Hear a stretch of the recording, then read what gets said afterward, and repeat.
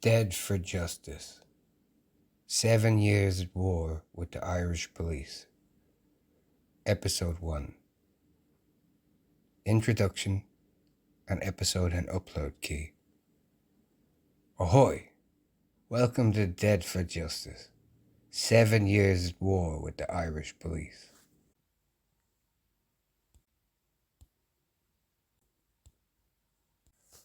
My name is E.F. Fluff, and I'm the main composer, arranger, and writer for Housemaid and the Fear. I'm also an author, journalist, and activist. Some of you may have wondered why Housemaid and the Fear went so quiet over the last few years. The main reason is that I've been locked in a withering and destroying, nightmarish 7-year war with corrupt elements of the Irish police, or as they're known in Ireland, An Garda Síochána. Please note that where I use the words guards or Gardaí, these are the Irish words for police and cops. Throughout this 7-year war with the Irish police, I've tried my best to keep Housemaid and the Fear separate, because even as the Irish cops were either destroying my home studio and life's work and unreleased music, or were confiscating replacement laptops in persistent efforts to try confiscate evidence and my tools to defend myself in the Irish courts.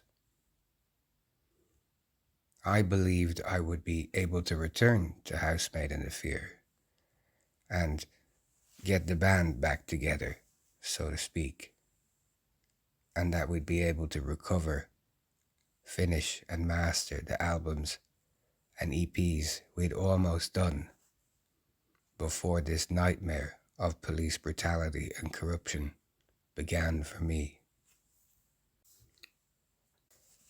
Now, at the 7-year point of war with the Irish police, I realize that is not going to happen.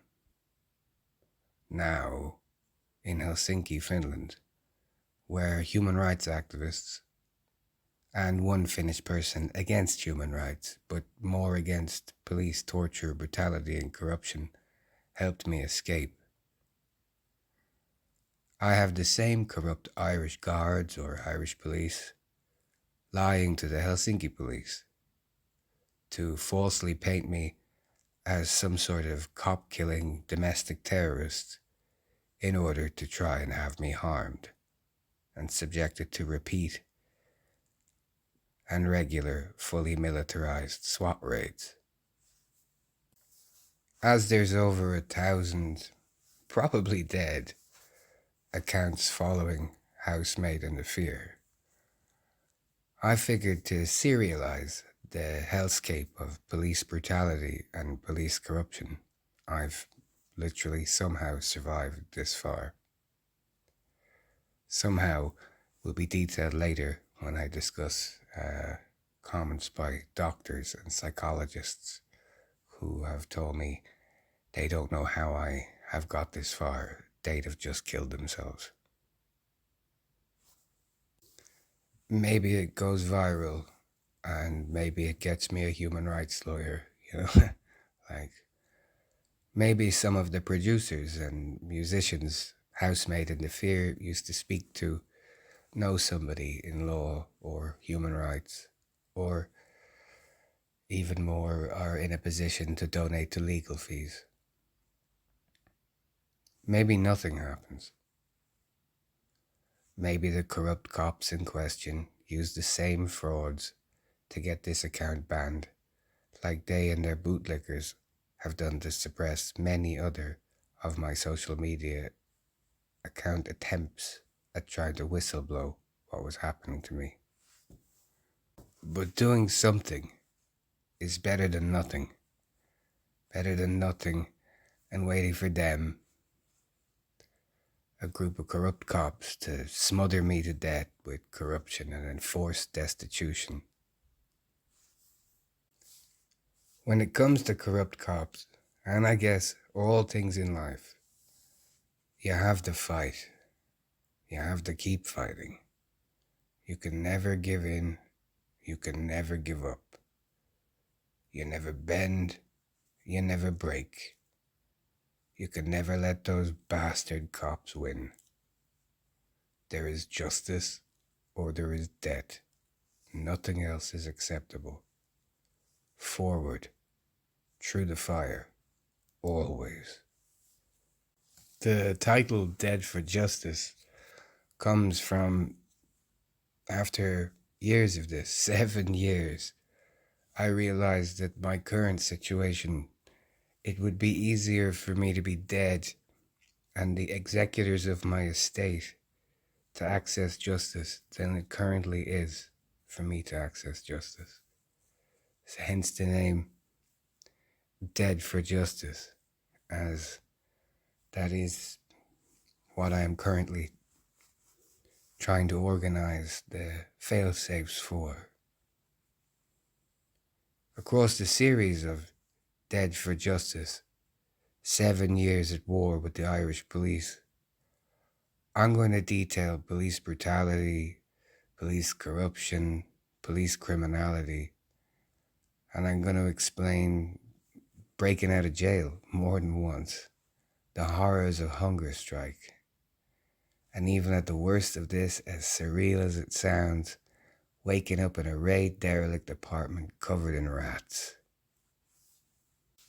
I'm going to detail how I beat the Irish cops in the Dublin Circuit Criminal Court 4E pre-arraignment dismissal. A pre-arraignment dismissal is pretty rare because it's an application for dismissal you put in before you put in your plea of guilty or not guilty. Most people never apply for it because it could jeopardize their case if they fail. I've been told by legal historians I'm one of, if not the longest, 4E pre-arraignment dismissal in Irish legal history. I haven't been able to verify that. I've also been told I'm one of the few lay litigants, so a person with no legal training to do that, and I fought it all on my own in court, and I beat them in a withering judgment by the most learned Judge Melanie Greeley of the then Dublin Circuit Criminal Court. I don't know if Greeley has been moved to the High Court yet. And I'm going to detail how shortly after Judge Melanie Greeley's judgment, which she at the time delayed to give the guards or the Irish cops in question time to, quote unquote, as her lawyers told me, cool down. How shortly after that, the Kevin Street guards, or Irish Kevin Street cops, tried to murder me and confiscate all the evidence and any tools I had for appeal, or PIAB, which is the Irish Personal Injuries Assessment Board, which would have brought consequences. I'm going to detail how I tricked Kevin Street Police Station inspector and apparently now head of investigations, or previously head of investigations at the Irish Police Ombudsman when it was called GSOC, and how I tricked him into admitting collusion for perjury. I'm going to detail how elements of the Dublin Prosecutor's Office colludes with corrupt members of the Irish police, and how I caught them out in court and in via court proceedings correspondence more than once. I'm also going to detail how I caught out the Irish Chief State Solicitor in fraud and obstruction, and the kind High Court appeals judge who protected me from that. And along the way, I'm going to show how I tricked the Irish Attorney General and the Irish Chief Justice into being in breach of the laws that enact their positions. I'm going to show judicial misconduct and judicial negligence, and how the psychopathic cop who began this nightmare for me accused me of what toxicologist experts basically said was medically, scientifically, and biologically impossible. And how, as I dug into his case career and spoke to expert witnesses related to the injuries claimed in those cases around Europe, the injuries he'd claimed and got compensation for from both his victims and then later unknown compensation from the Irish Police Internal Redress Board or Internal Insurance Board.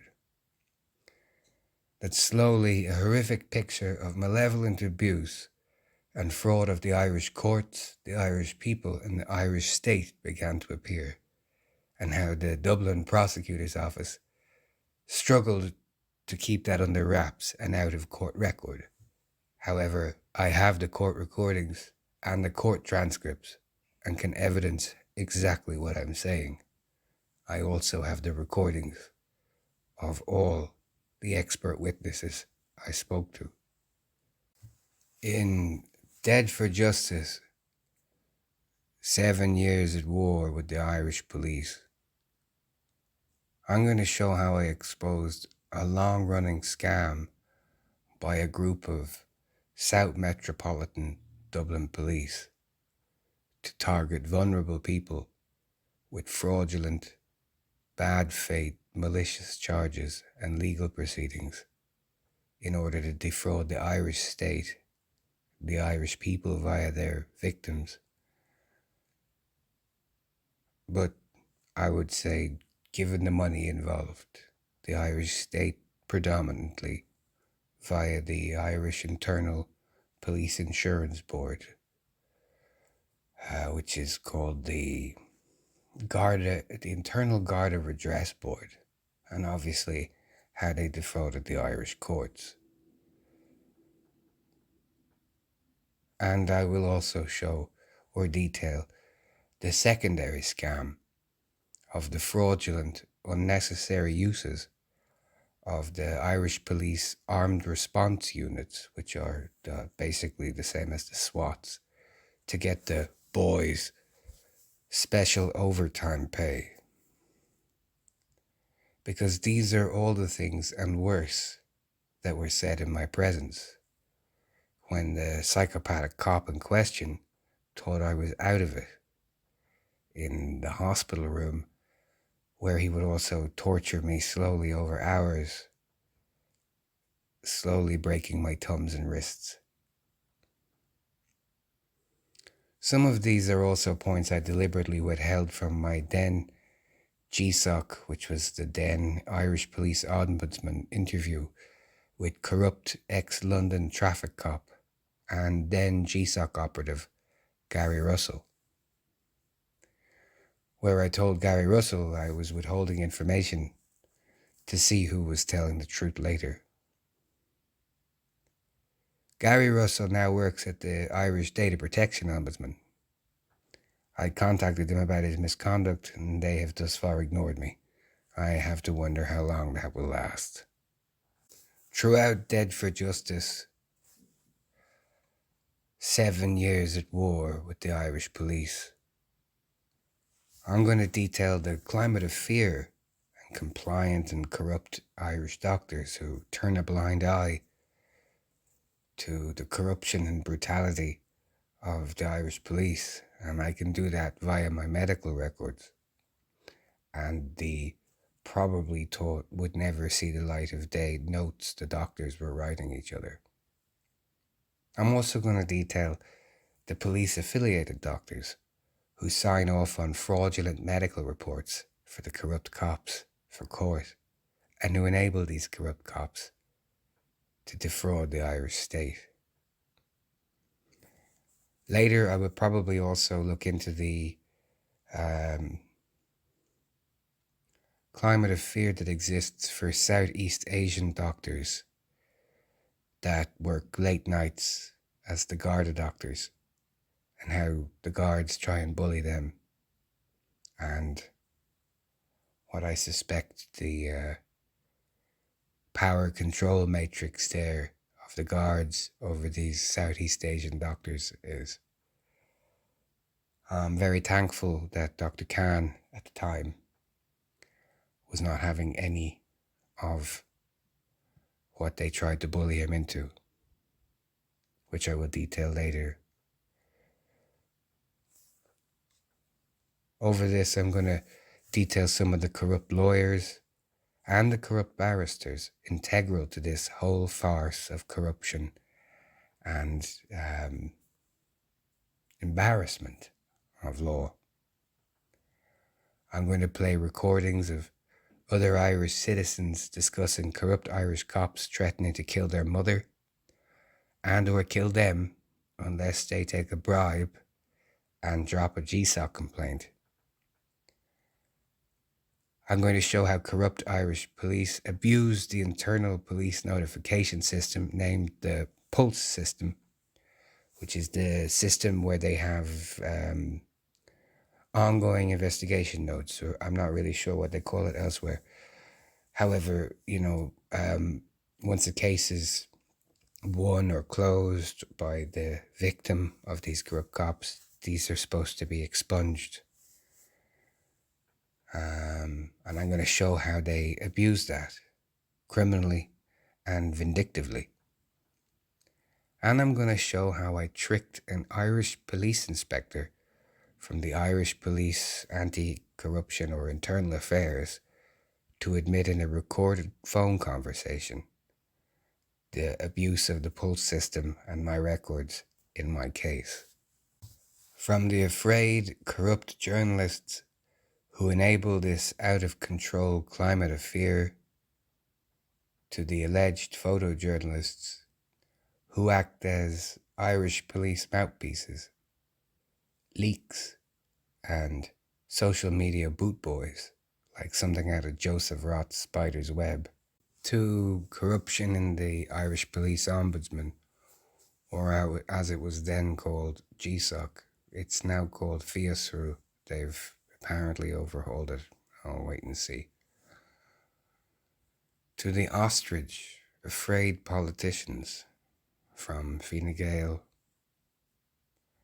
from the Independents, to Fianna Fáil, to Sinn Féin,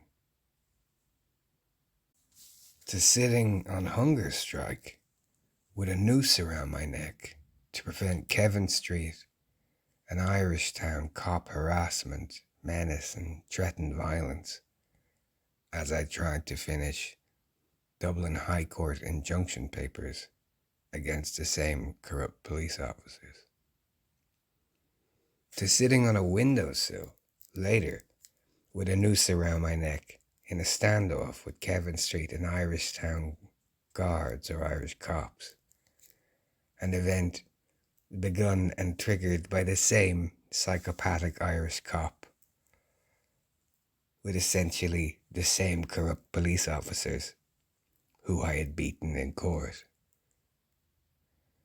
Where once the psychopathic cop had manipulated to trigger the situation that then had to be mediated by a female Irish cop negotiator who the corrupt cops on the scene refused to listen to as they banged on the door and tried to kick the door in, trying to menace me into jumping out the window with the noose around my neck, which was tied to a beam. As the negotiator panicked when the corrupt officers refused to listen to her commands and kept having to call me back as she tried to get them to listen and to stop, because she could hear the banging and couldn't understand why they wouldn't listen. I recorded all of that, including discussing how the incident and the event had started, the cop that had triggered it, the fraud I was facing, all of it, and the negotiator, panic and confusion at her colleagues refusing to listen to her. All of that, I recorded all of it.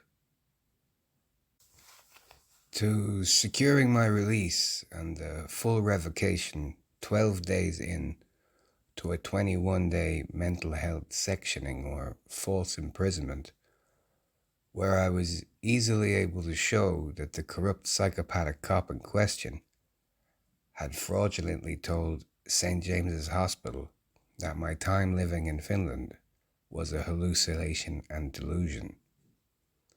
As I have finished state ID, this was relatively easy, even if the doctors in question have a bizarre level of cognitive dissonance that places them in believing anything the police or guards say, even if it is biologically, scientifically, and medically impossible. Where at one point, I had to beg one of the doctors. I was like, "Smell my dreadlocks. You'll see that there's no." They would smell of petrol. The biologically and scientifically and medically impossible things, such as being immune to the toxic and poisonous effects of petrol. The doctors are genuinely that bad.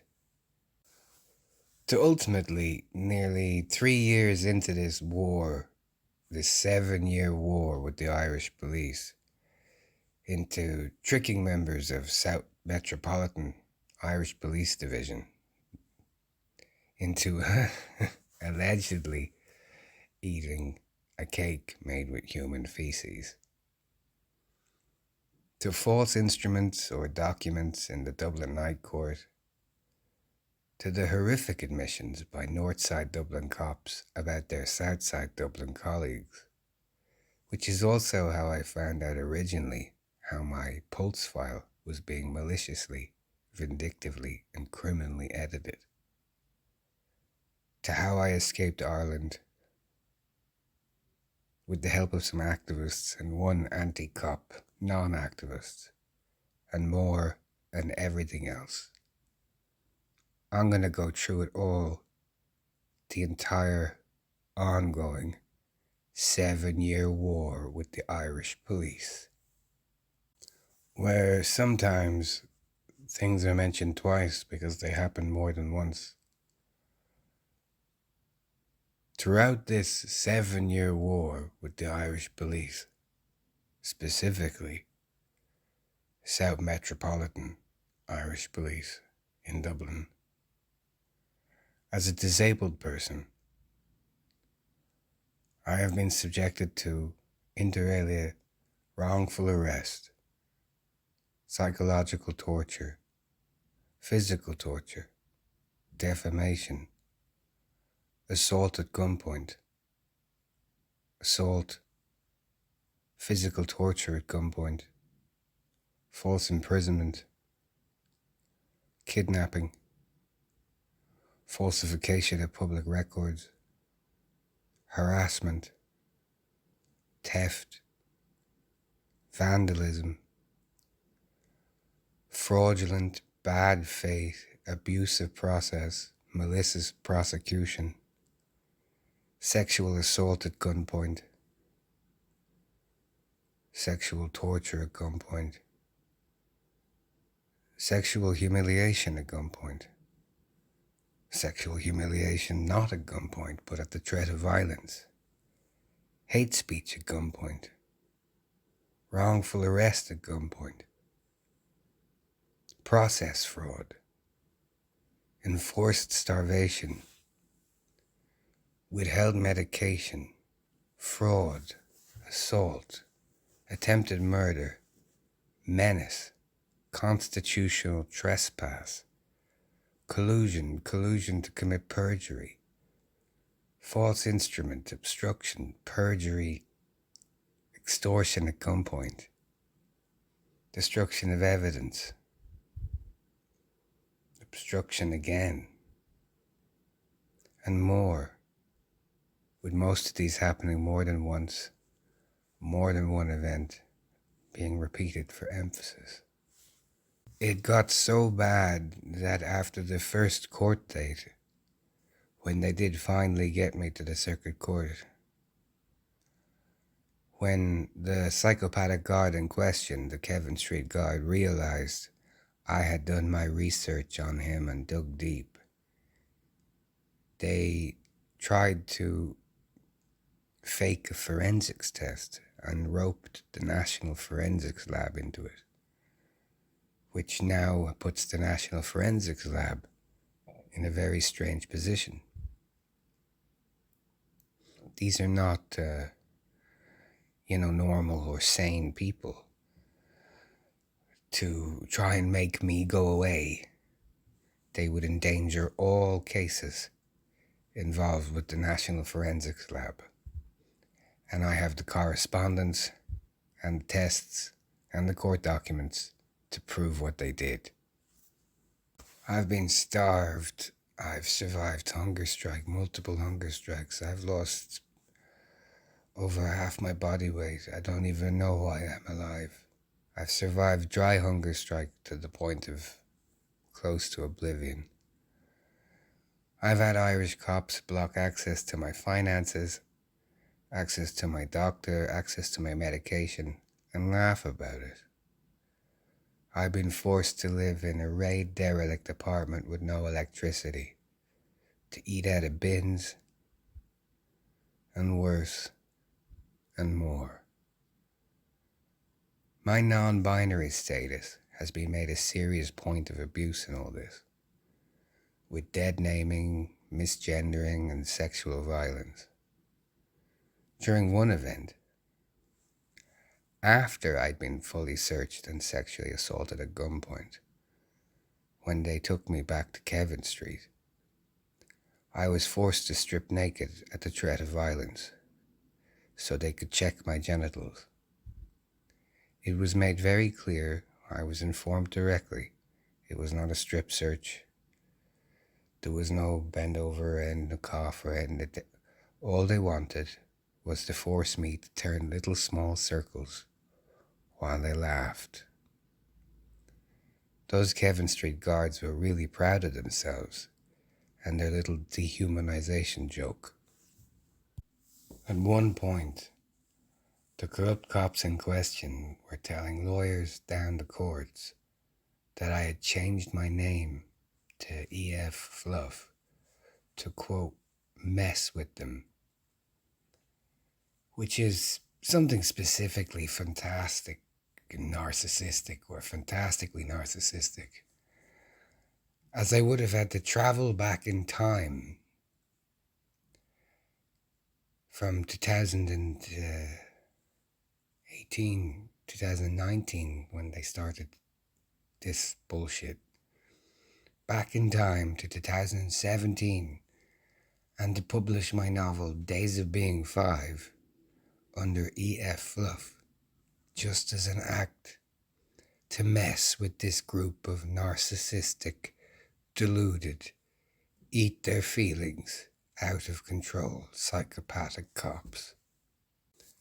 The fifth incident of torture, cop torture, which left me with new spine damage that I was told by a St. James's Hospital doctor I was lucky not to be left with fecal incontinence.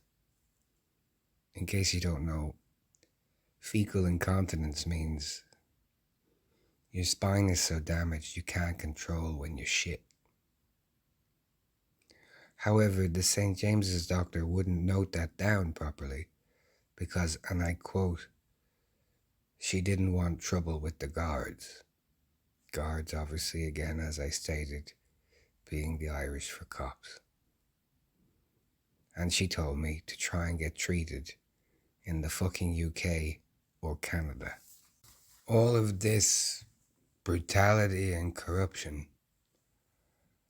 has left me with such severe post-traumatic stress disorder, or PTSD, from such sustained severe police brutality and corruption that normal PTSD and trauma units, both in Ireland and Finland, won't and can't treat me because I'm outside of their expertise and require treatment from specialist units for victims of torture and victims of fucking crimes against humanity.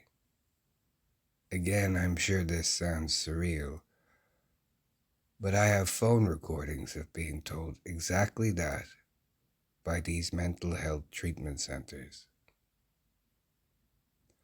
Much to the pause of Irish police and Irish anti-corruption units, I have been referred to the Helsinki Centre for the Treatment of Torture Victims and Victims of Crimes Against Humanity by a respected Finnish psychiatrist, pro bono, because of the severity of my situation. Because again, Irish doctors are afraid of the guards or Irish police. All of this happened. None of this is fiction. There's court records, court judgments, recordings, correspondence, evidence, and where possible, I recorded everything else, from court to GSOC, the Irish Police Ombudsman meetings, to phone recordings with the involved police officers. All of it. I recorded all of it as it happened because I knew what they were doing to me. At the end of this, there will be information if anyone wants to help, and there will be information for musicians if they hear something they want a WAV sample of, even if it needs to be re-recorded. Upload an episode guide. Episodes of Dead for Justice, 7 Years at War with the Irish Police, will run between 20 and 40 minutes. Uploads marked as historic will not be linear to the series, but will be audio created during the earlier parts of this nightmare. Sometimes that will be phone recordings with new introductions or previous narrative explanations I tried to upload. Where time allows, I will upload versions of these to the Housemaid and the Fear Mixcloud with select anti-cop ACAB tracks at the end as an extended radio edit. For musicians, producers who want samples, if you cannot DM on SoundCloud, contact the full name of the band, lowercase, at gmail.com, title with the episode in question. If you want to help, donate towards legal fees, or otherwise, please see the track description for donation information. If you somehow know a human rights lawyer who might help, or anything else really, contact the full name of the band, lowercase, at gmail.com. That's Housemaid and the Fear. If you hate cops, if you hate bastards and bullies, if you hate psychopathic bullies getting away with it, and hate it extra when they're cops, please share this. Tell your friends about it. Because I've spent 7 years fighting corrupt cops to a fucking standstill, wrapping them in fucking ropes of fucking trickery. Basically giving them enough rope so that they're kind of fucked. But they can only be so much fucked when they're the men with the guns. And now honestly, I could use your help. If not, Fuck it. It's better to do something, record something like this, than to do nothing and let them atomize me and just continue to get away with it and target vulnerable people and destroy people's lives. But if I survive long enough, you all get the story about the shit cake, which has been repeatedly requested, so there's at least some people who want it out there. Your friend and confidant, Housemaid in the Fear, aka EF Fluff. P.S. Fuck the police. I should also add that these are recorded on a phone. All of my equipment has been destroyed. I'm using borrowed, semi-broken laptops from 2014. I apologize for the quality. I will probably master this at some point, but right now I just need to get it online. Thank you for listening, and remember, always, from the bottom of your heart, fuck the police.